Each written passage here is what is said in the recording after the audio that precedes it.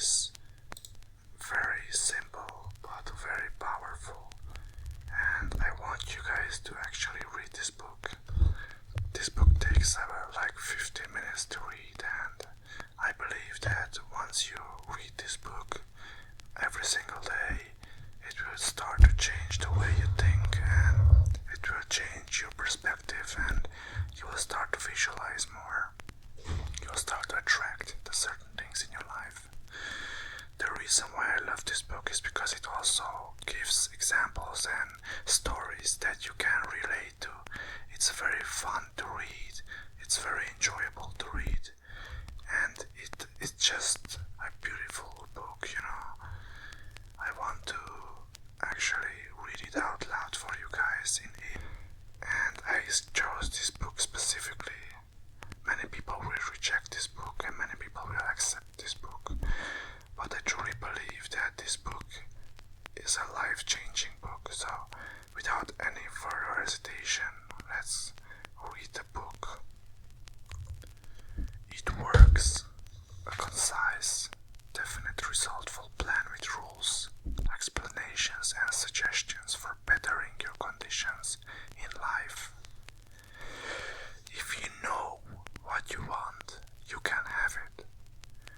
What is the real secret of obtaining desirable possessions?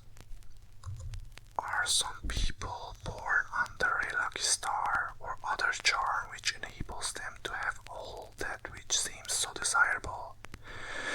And if not, what is the cause of the difference in non-conditions under which men live? Many years ago, feeling that there must be a logical answer to this question, I decided to find out, if possible, what it was. I found the answer to my own satisfaction, and for years I've given the information to others who have used it successfully. From a scientific, psychological or theological viewpoint, some of the following statements may be interpreted as incorrect, but nevertheless, the plan has brought the results desired to those who have followed the simple instructions, and it is my sincere belief that I am now presenting in a way which will bring happiness and possessions to many more. If wishes for horses beggars would ride is the attitude taken by the average man and woman in regard of possessions. They are not aware of a power so near that it is overlooked, so simple in operation that it is difficult to conceive, and so sure in results that it is not made use of consciously, or recognized as the cause of failure or success. Gee, I wish that were mine, is the outburst of Jimmy, the office boy, as a new and the red roadster goes by.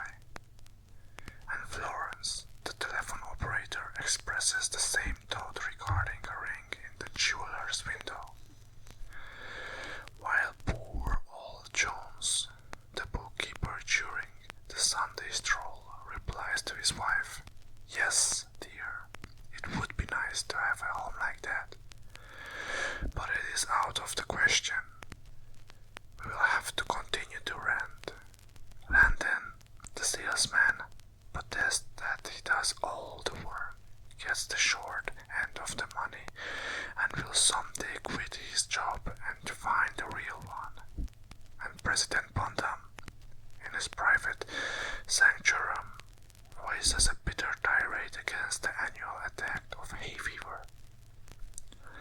At home it is much the same. Last evening, father declared that daughter Mabel was headed straight for disaster, and today mother's allowance problem and other trying affairs fade into insignificance as she exclaims,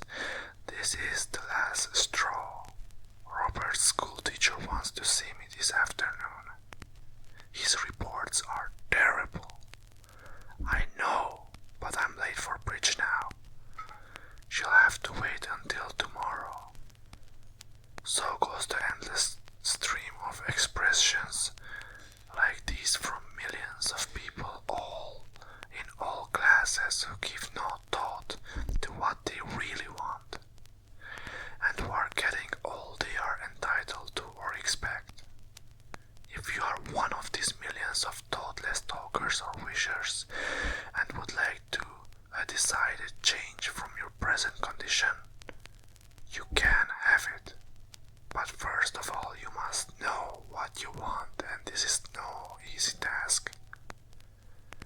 When you can train your objective mind, the mind you use every day to decide definitely upon the things or conditions you desire, you will have taken your first big step in accomplishing or securing what you know you want. To get what you want is no more mysterious or uncertain than the radio waves all around you. Tune in correctly and you get a perfect result. But to do this, it is, of course, necessary to know something of your equipment and have a plan of operation. You have within you a mighty power, anxious and willing to serve you. A power capable of giving you that which you earnestly desire. This power is described by Thomas J. Hudson, Ph.D., LL.D., author of The Law of Psychic Phenomena, as your subjective mind. Other learned writers use different names and terms, but all agree that it is omnipotent. Therefore, I call this power key, God in us. Regardless of the name of this great power or the conscious admission of a God, the power is capable and willing to carry it to a complete and perfect conclusion.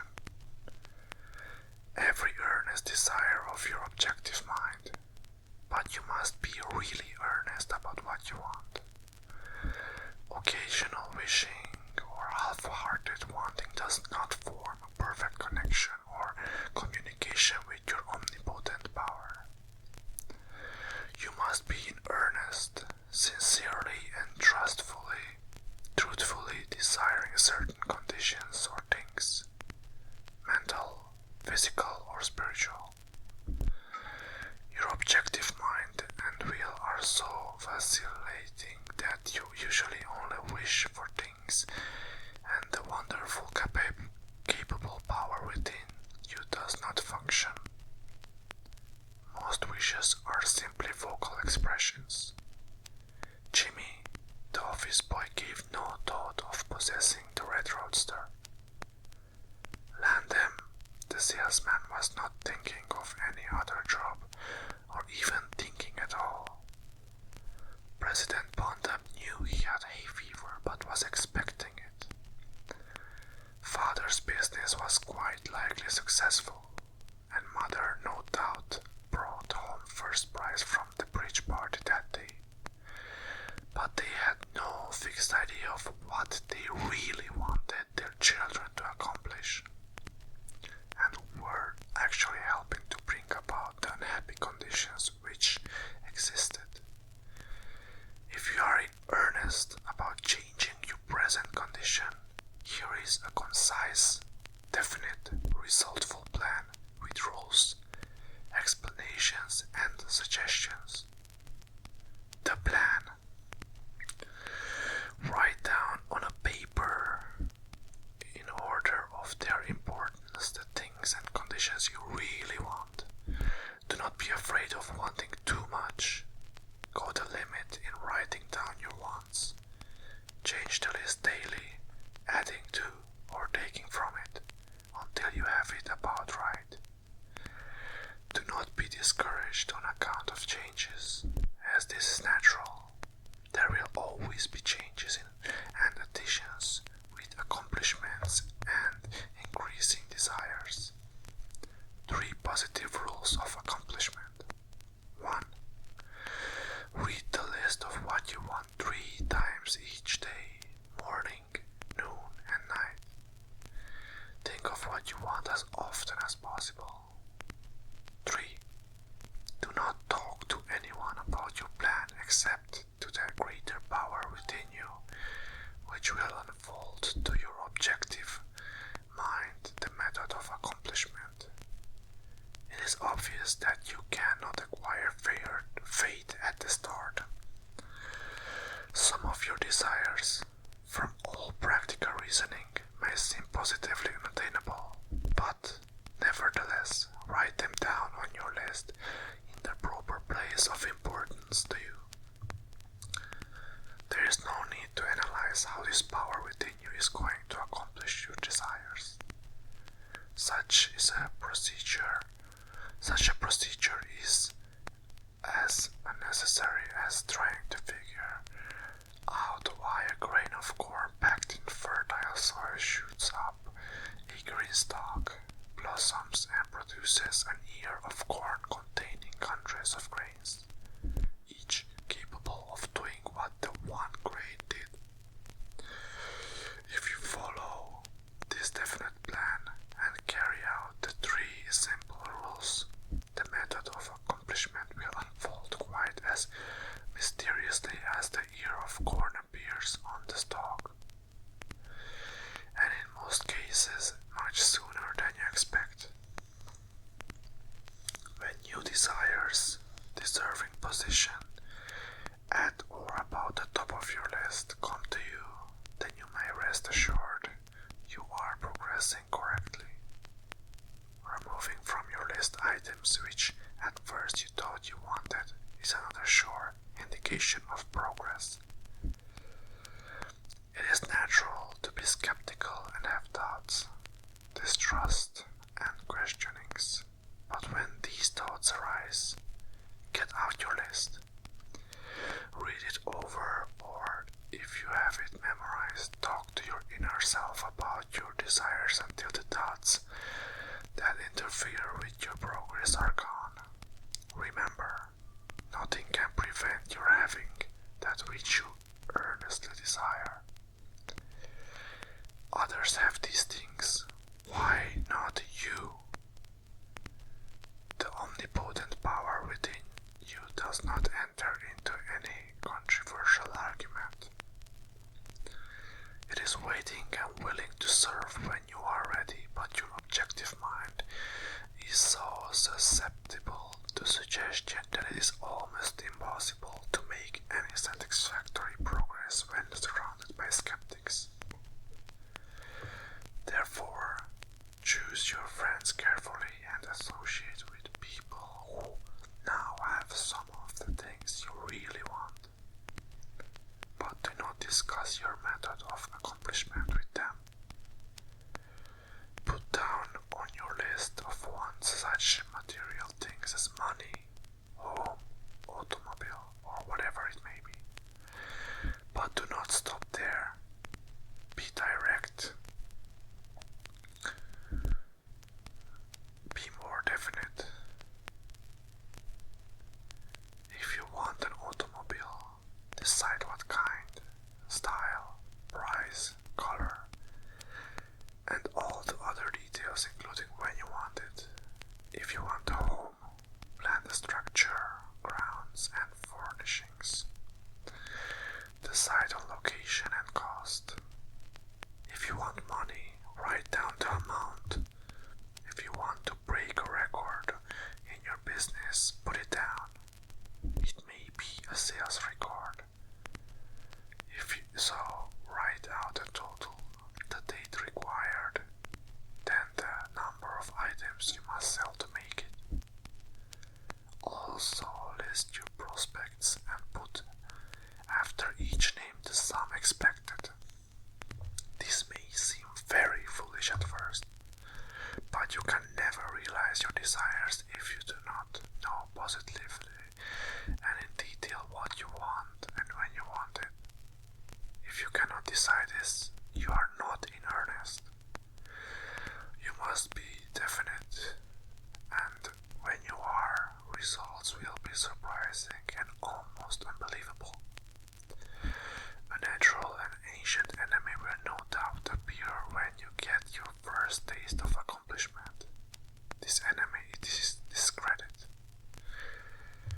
In form of such thoughts as it can be possible, it just happened to be, what a remarkable coincidence. When such thoughts occur, give thanks and assert credit to your omnipotent power for the accomplishment. By doing this, you gain assurance, and more accomplishments. And in time, prove to yourself that there is a law which actually works at all times when you are in tune with it. Sincere and earnest thanks cannot be given without gratitude, and it is impossible to be grateful and thankful without being happy. Therefore, when you are thanking your greatest and best friend, your omnipotent power, for the gifts received, do so with all your soul, and let it be reflected in your face. The power and what it does is beyond understanding. Do not try to understand it, but accept the accomplishment with thankfulness, happiness, and strengthened faith. Caution. It is possible to want and obtain that which will make you miserable, that which will wreck the happiness of others, that which will cause sickness and death, that which will rob you of eternal life. You can have what you want, but you must take all that goes with it. So in planning your wants, plan that which you are more sure will give you and your fellow man the greatest good here on earth, thus paving the way to that future hope beyond the pale of human understanding.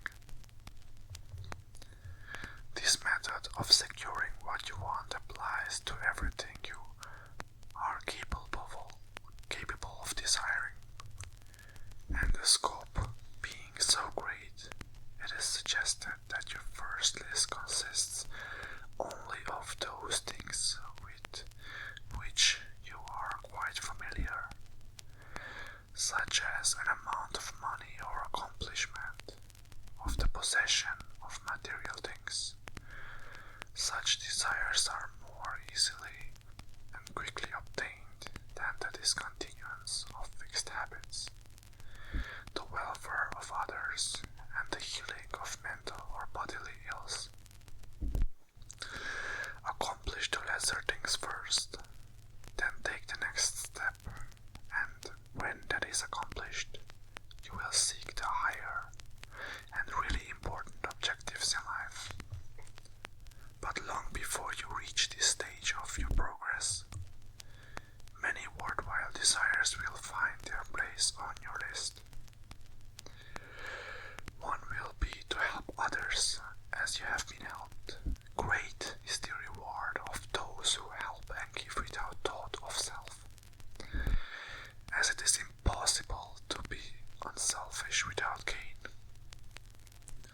In conclusion, a short while ago, Dr. Emile Coué came to this country and showed thousands of people how to help themselves. Thousands of others moved at the idea, refused his assistance, and are today where they were before his visit. So with the statement and plan presented to you now, you can reject or accept.